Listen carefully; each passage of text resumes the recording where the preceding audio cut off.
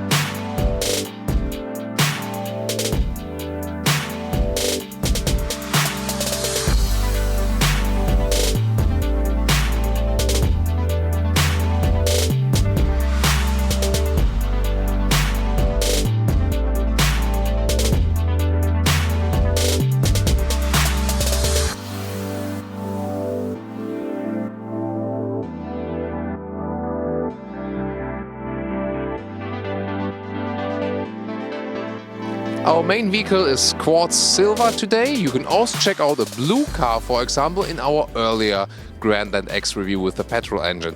Here, the Grandland X Ultimate comes with all of the equipment you can imagine. For example, also those optional LED lights, the full LED headlights, adaptive ones, included in this top package. Also, this lower bumper fits to the silver color a little bit. Chrome fins right there. And you can see that the front grille basically leads over in those headlights. Overall, a friendly and round design in the front. The base price, by the way, taking German reference, 24,000, and for the Ultimate then 34,000. So not double the price. That's unusual. And if you go for the top diesel engine, of course, will get a little bit more expensive. But it's really the case that for the price here, get everything. You're still couple of €1,000 cheaper than with the competition. What do we get for it? Let's check it out. 4 meters 47 or 14 foot 7 is the length. You can very well remember that, can't you? So it's not a super long SUV, still now in the compact segment. 16-inch two, maximum of 19-inch rims. Those come with the Ultimate with the top trim level as we have here right now in this two-color scheme exclusively. There are also roof rails available. You have maybe seen it with the white vehicle. Here we do not have roof rails because this car is equipped with a panoramic roof. You will soon see with the interior shots. Overall, the design here has this crossover look with the plastic fenders in the lower part. Other than that, it's rather conservative, upright windows, not too much screaming out. Here with a little design trick for faking a flying roof, as we have this shiny black strip right there. You can really see it better from a distance than I can see it right here now. And then this C shape of the C pillar. What do you think about the design? As you might remember, this car here, the Grandland X, a sibling to the Peugeot 3008, cooperation between Opel and PSA even before they did the purchase. What you can see here, this is basically a lower wing lip, so to say, design-wise, and we have a top one right there, black glass window, and the lower part is again with a contrast to the crossover look right there.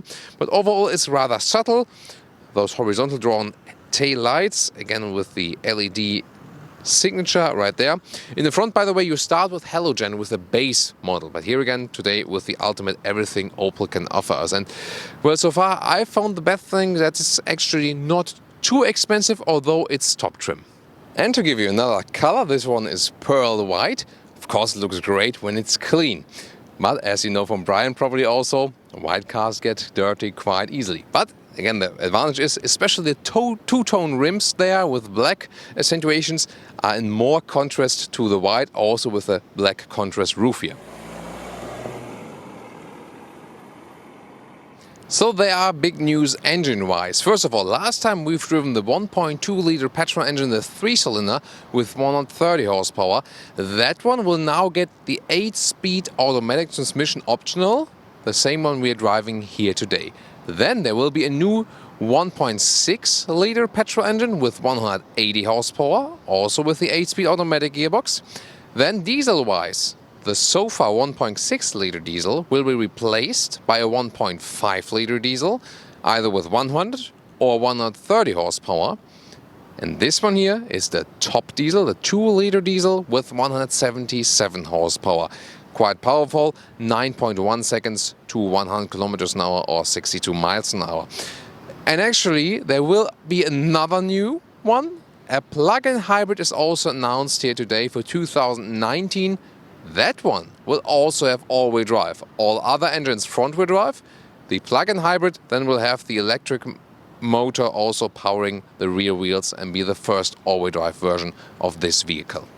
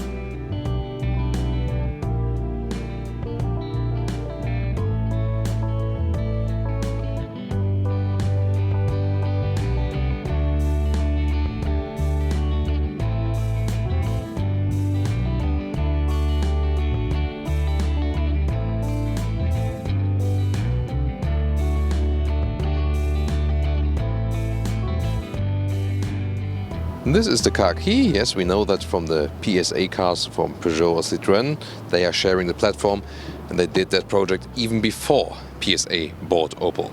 This is the interior of the Grandland X Ultimate, and I really love those seats. They come with fabric on the inside and leatherette on the outside, so a perfect sustainable choice and also a comfortable choice. You can see you can lengthen the lower area here in a manual way.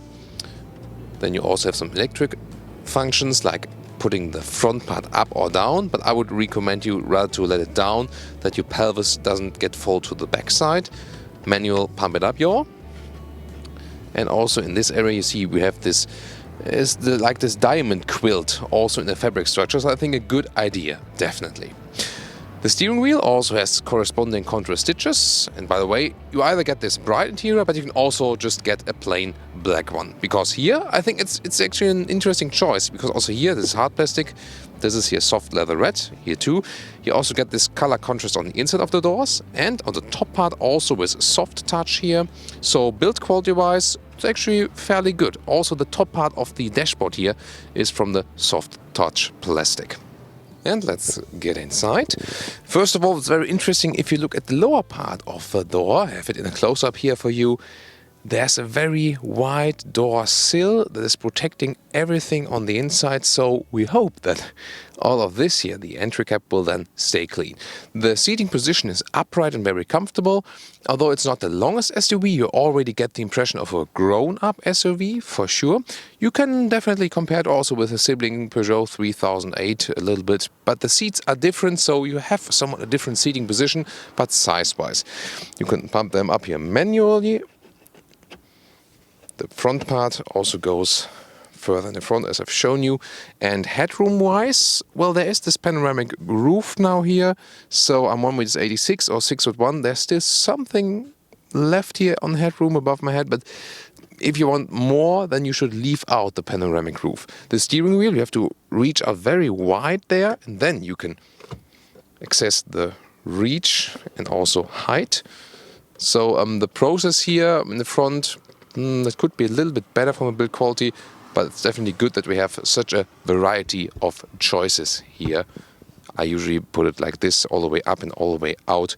For tall people, that's more suitable.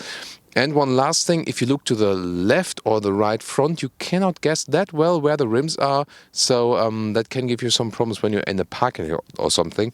So you should maybe rely on the camera then or look outside the window.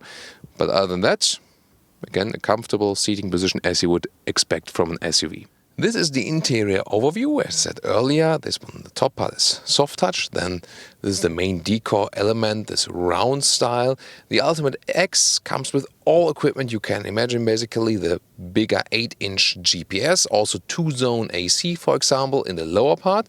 Still a manual controller, also for the seat heating. Everything else is then done in a GPS. And well, you see, it's relatively responsive, could be a little bit faster. We are around Bilbao area here today in Spain, by the way. You can also use the normal Bluetooth function, by the way. There we go, with the phone. Or if you have plugged in Apple CarPlay or Android Auto, when you press the phone button there, then you get to this, for example, Apple CarPlay menu that works pretty well. And also some vehicle like park assist, activating or blind spot sensors on and off. You can do it right there. When the sun is shining, you cannot see the display that well. It's very well integrated, but also it is somewhat prone to this shading effect when the sun really hits it. And like a lot of things here, also the instruments are pretty traditional. Left side RPM, right side speed, and in the middle part a small digital screen, for example, for the digital speed. And here close up on the climate control, you can see here, you can have the digital numbers there, seat heating, close up, and below that, then you have this, this cover here, all glossy black, and I could barely hide my phone there, and this is to connect it then also with Apple CarPlay, one USB slot in the front and one 12-volt power supply.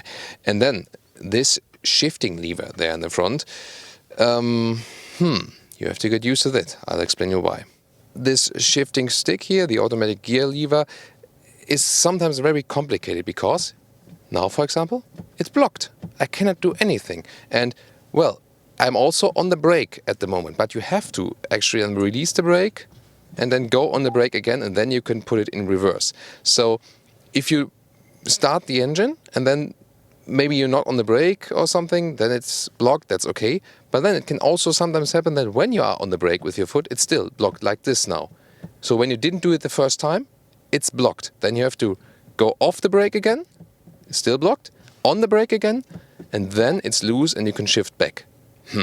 Very strange system. Also in general, it has been designed in this stairs or step way.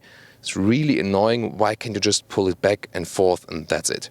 Left side, by the way, next to the D mode for the manual shifting like this, shifting up or shifting down like this. But then again, there will be a lot of customers saying, hey, I cannot shift back, it's stuck. So then again, go off the brake, on the brake again, then it should work. Then there's the panoramic roof, and you cannot open it. It's just a sunroof which stays closed with a shade, and wow, it gives a lot of light in the interior also when you have installed the shade. But you have to be aware of, if you're buying this vehicle where it's really hot, then better leave that one out, because even with the shade it still gets warmer in this car. The middle part here, you can leave it like this, but you can also put this device in there, then fold out, then you have cup holders with a little rubber lip right there. This one here is also from questionable build quality. The armrest then is quite fixed, that's okay. Let's pull it up because there's more secrets in there. As in here, you can also have a spot to inductively charge your phone. Let's see if that works. Because there's extra this strip here to hold the phone tight, but so far I've turned on the engine, but no result. And now let's get in the rear. First of all, the door does not open that wide. That's also a problem when you install child seats, for example. And legroom wise, well, I do fit in here when I have the seat as I would be driving, but exactly. So it's not the best package legroom wise. So you shouldn't be too tall. And headroom wise, it's basically the same in the front, maybe a little bit less. Again, also due to the panoramic roof. Other than that, you have a basically comfortable seating position here, also in the rear. Also with this just slight quilting on the surface structure, that's really okay. If you have this quilting with pure animal skin surface, like we've seen in some like Audi RS vehicles, then it gets uncomfortable. But this one here is soft enough. And then you can also flip the seats from here, this rear bench. 2/3, 1/3 split. We will soon show you how it looks like from the rear. But interesting is also that the lower part of the seating area also moves forward to create a flat surface. And the outside part here with Isofix covers. Then there's also a shade for the rear passengers, like this. But the build quality here is really not so good. Look at this one, not that fixedly attached. And also I'm not sure what this should be like. So maybe we should rework that part. Here there are the Isofix anchor points I've been talking about. And now if you stay in that lower position and I fold the bench, you can see that the lower part of the seat is also moving forward. And that's the secret to get this one here all flat. Also we have another USB port in the rear, that's nice. And even heated rear seats. So Opel going all luxury here with this ultimate version. And 220 volt. So real cable plug here with the German standard or European standard. And so I really thought about also charging stuff also for the rear or maybe also for the laptop as your mobile office. So what about the trunk? We have 3 ways to open it. First of all, there's a button below there.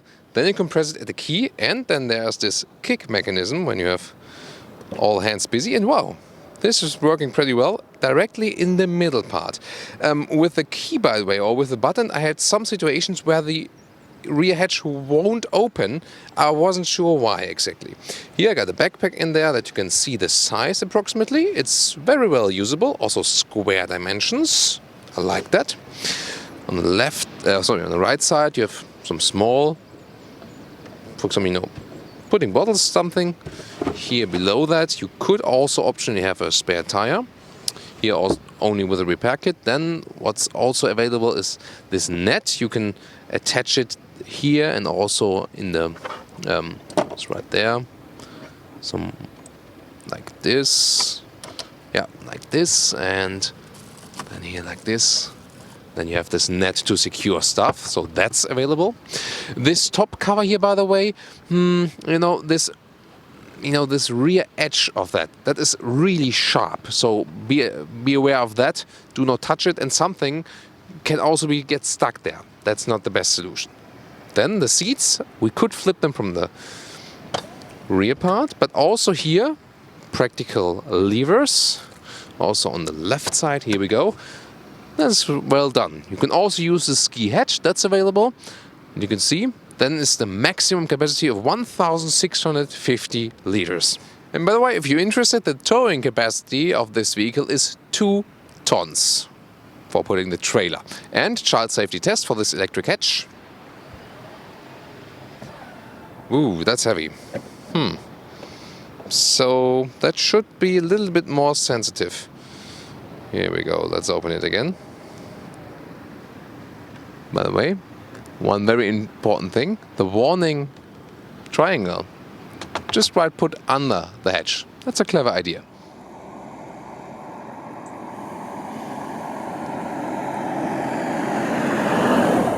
Welcome to the driving part. So today, it's not the first time I've driven this car. So the last time 1.2 liter 3-cylinder petrol engine, which I was very satisfied with. So also had actually good consumption. Let me just check what I had last time as consumption.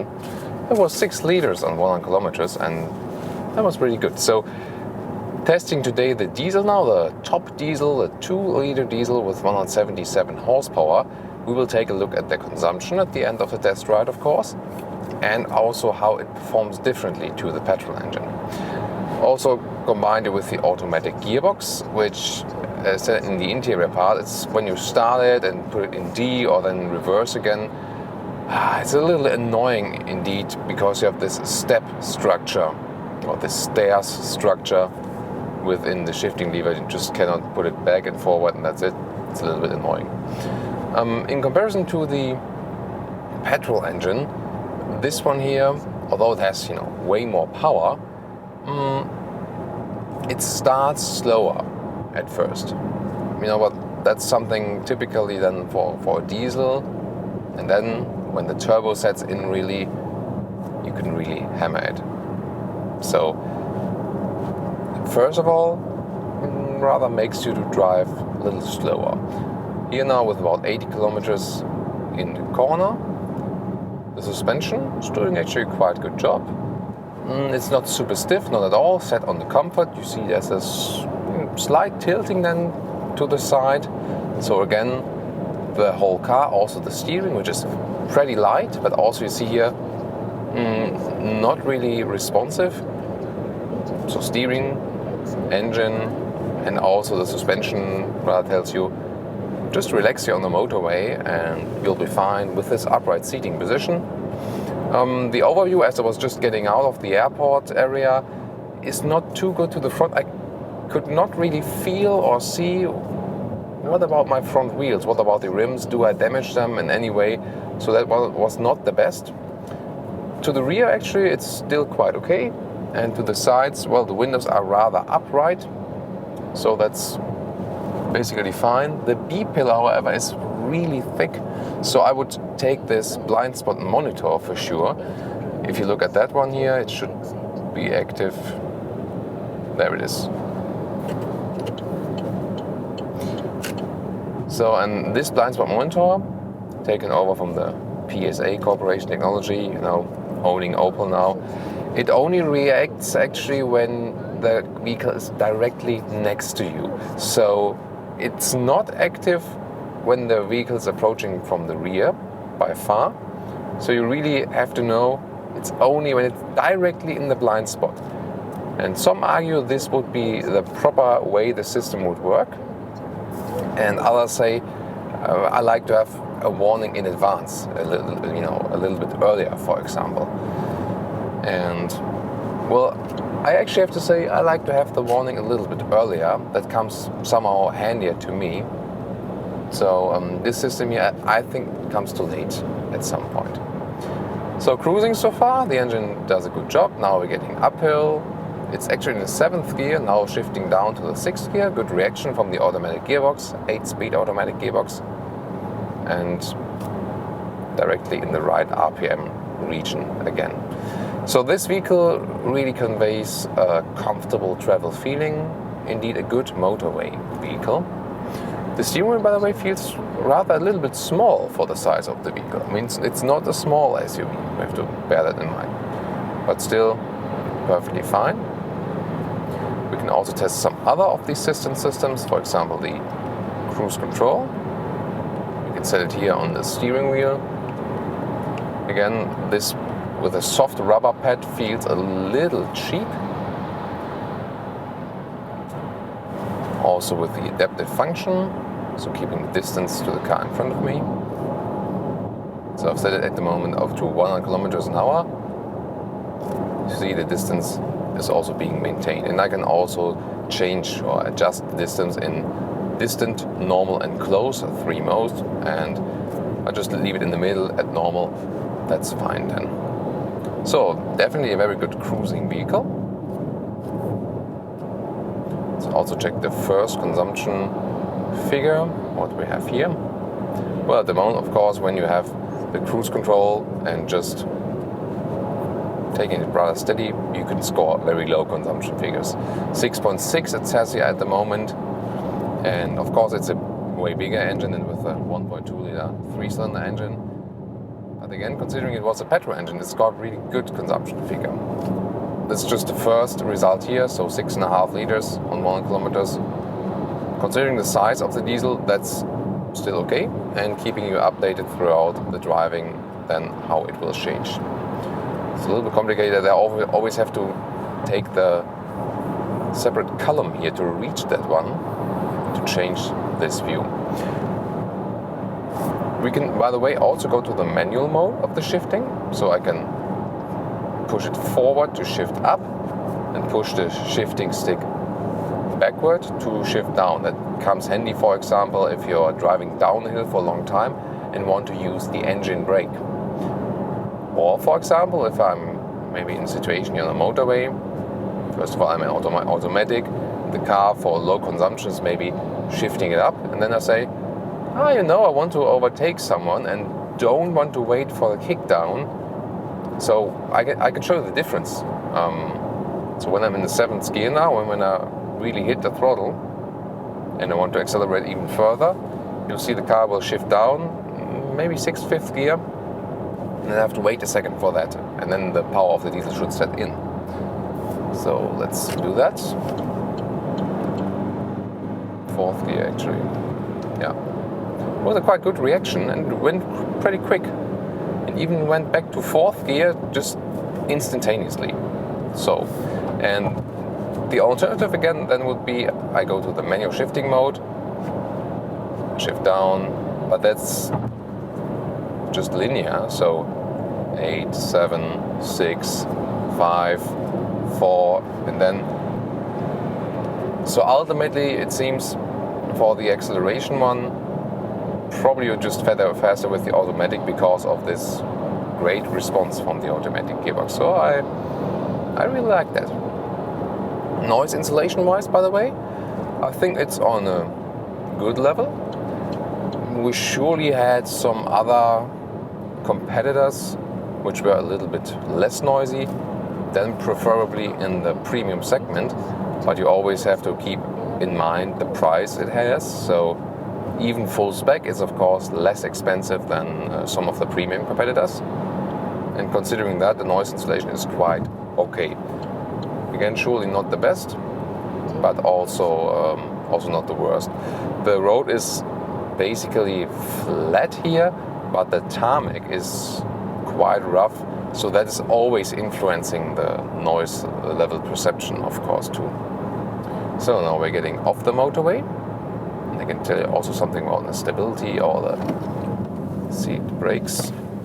That went quite well. Yeah.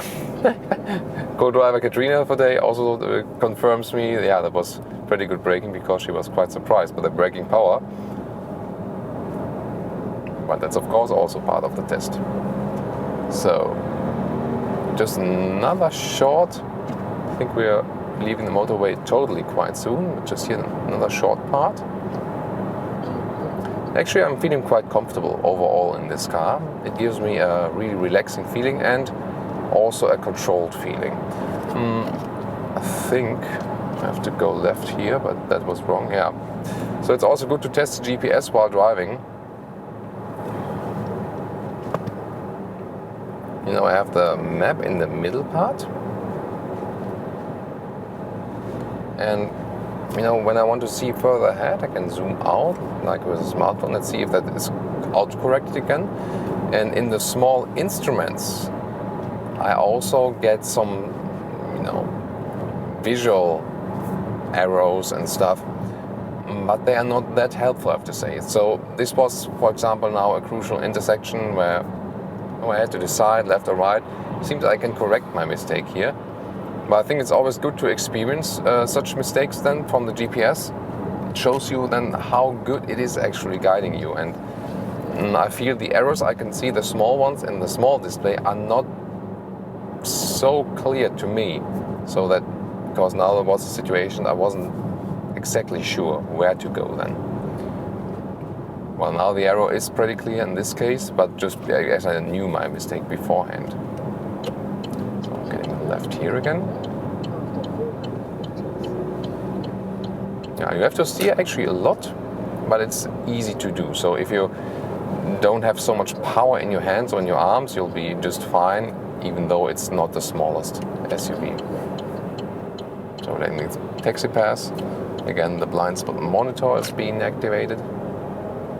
So it's of course one of the best safety mechanisms, although I prefer it the other way around. But it's definitely good to have it, especially as the B-pillar is so thick. So now we're getting to a rather slower part. And at this speed, of course, the car is really silent. Slalom-wise, by the way, see, it's not tilting too much, but it's definitely not set up on a sporty suspension level. Overall, I think they found a pretty neutral setup. We are also driving with the top inch rims that are available, those 19-inch, and you know, they don't have a too negative effect. However, to prevent scratches on the rims, I would rather go for a lower spec. So that's just the easier solution then, and you don't have to be so anxious then, do I damage them here or there? So that's perfectly fine. Then if you maybe go with the 18 inches, good compromise then between visual part and still it's also versatile in your everyday driving. So let's see if the consumption has changed in some way. So far, yeah, it's below 6 now, 5.7. I was quite conservative with the throttle, of course, so far, because I want to show you what's the minimum possible as for the consumption. But definitely also a key finding that you will also be fine then with the 1.2 liter petrol engine, as that one actually also did a quite good job and somehow felt more agile. Of course, if you really push this one here at higher speeds, then it has way more power reserves. Be it alone the 0 to 100 kilometers or to 60 miles an hour figure is below 10 seconds. So this is the biggest difference, and when you're in the higher speed regions, that this engine will just have more power than more acceleration, as you can always use the abundance of torque such a diesel engine is offering. So on the roundabout.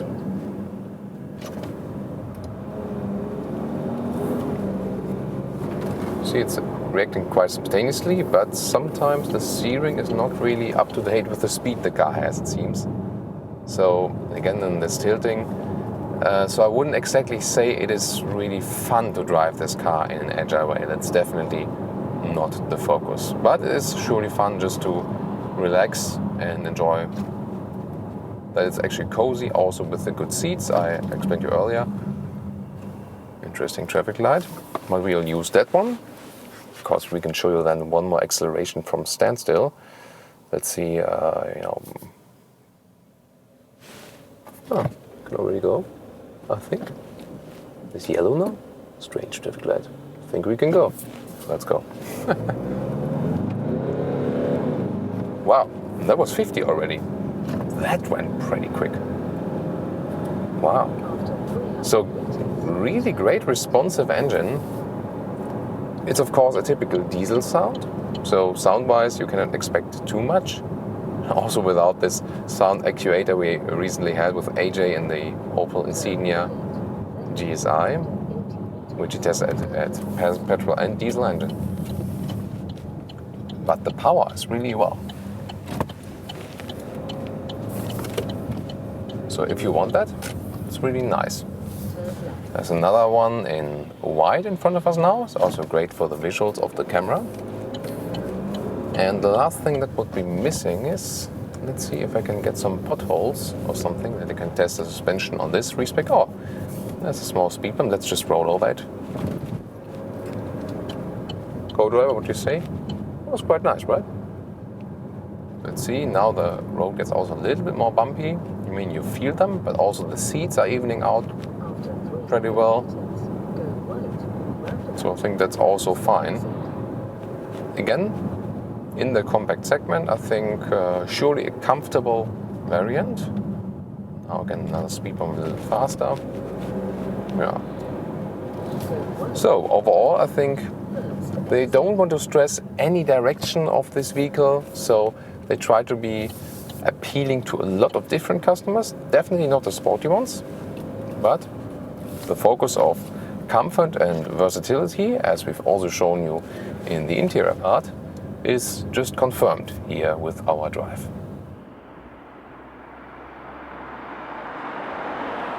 And now to our conclusion for today with the Opel Grandland X Ultimate. For sure, a nice vehicle they've put up here with a high trim level. The advantage is that even in the top trim level, it doesn't get too expensive. Couple of €1,000 cheaper than the competition. That's also, as for the price performance, the attractive way. From the exterior, it's a rather subtle design, still modern, rather round and friendly shaped. From the interior, also a very conservative approach. A lot of things are really well done. It's actually quite okay. The infotainment system looks a little bit old school still already, but has the connectivity feature also with the smartphone mirroring, so that's then also again fine. They have some issues with the build quality here and there where it should be upgraded. On the other hand, we have a lot of soft touch materials, for example, and also very nice top-notch seats, visual and also comfort-wise. That's really very well done. In the rear, I would have expected a little bit more room for my legs. Although it's not the longest SUV, that should have been a little bit better. The trunk, however, then is very well usable. Some issues then also with the electronics, with opening the hatch sometimes, and also especially with the automatic gear lever that should be fixed. Also with the inductive charging of the phone, which did not work. So they have still some homework to do in this respect. Driving-wise, a very comfortable experience, very relaxing, not sporty at all, you have to know that, but it's perfectly fine. Definitely a good motorway SUV for sure. Also, the driving of the engine's consumption-wise was quite respectable, even with the petrol engine 6 liters. Here also with a stronger, bigger diesel, but still then it's a diesel, consumes less than again, also 6 liters on 100 kilometers. That's perfectly fine. And also emissions-wise, already fulfilling the Euro 6D temp regulation, so also bringing down the emissions with the SCR cleaning AdBlue with the diesel, and with the new petrol engines that are coming here, the upgraded ones, those are also getting the petrol particle filters, so that you cover all of the ICEs then with the lowest emissions possible. And also the future then with the plug-in hybrid. Looking forward to drive that one, as we will also have the all-wheel drive then, and maybe also some range of pure electric power. So it stays definitely exciting with this vehicle. Thanks so much for tuning in to Autogefühl today. Give me your comments on this vehicle here. Also tune in the other episode we've earlier done with the Grandland X, today with the Ultimate version. And not only tune in today, but also tomorrow to Autogefühl. Thank you.